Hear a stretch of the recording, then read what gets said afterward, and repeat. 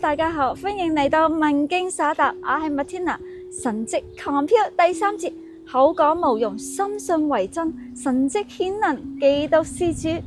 耶穌神蹟練法影響力越來越大，結果竟然同宗教領袖發生衝突。耶穌 vs 法利賽人，究竟邊個代表真正嘅信仰呢？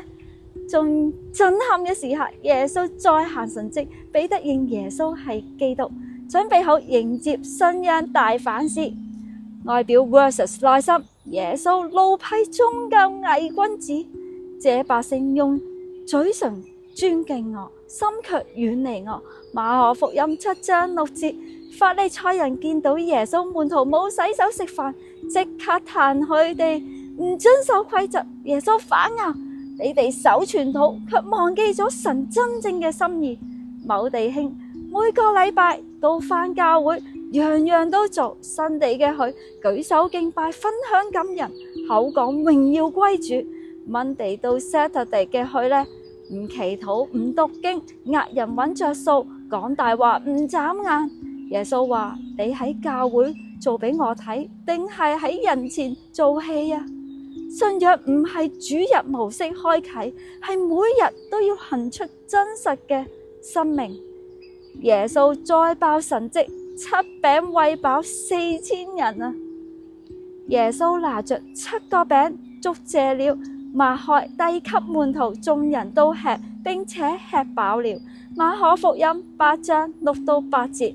5餅二魚之後，耶穌再示範一次，天國資源無限。今次唔係5000人，而係4000人，仲要係外邦人。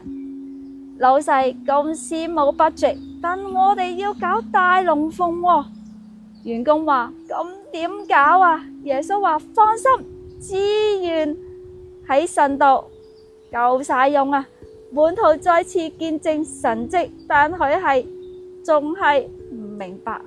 你有冇試過神幫過你，但下一次又擔心神唔夠能力呢？震撼嘅時刻，彼得話：你係基督。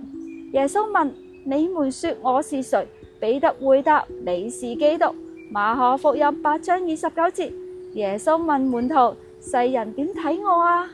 門徒答：有啲人話你係先知咯，有啲人話你係以利亞。耶穌再問：咁你哋話我係邊個啊？網民話係偉人、哲學家、好人。記者話佢係帶嚟好多改變㗎，但佢係真係神啊，定係騙局呢？彼得話：你係基督，永生神嘅兒子。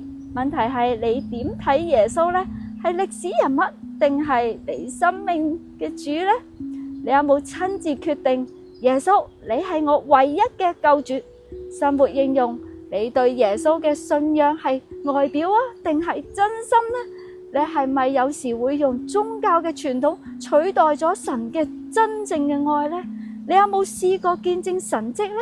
但轉個頭又擔心神唔夠能力呢？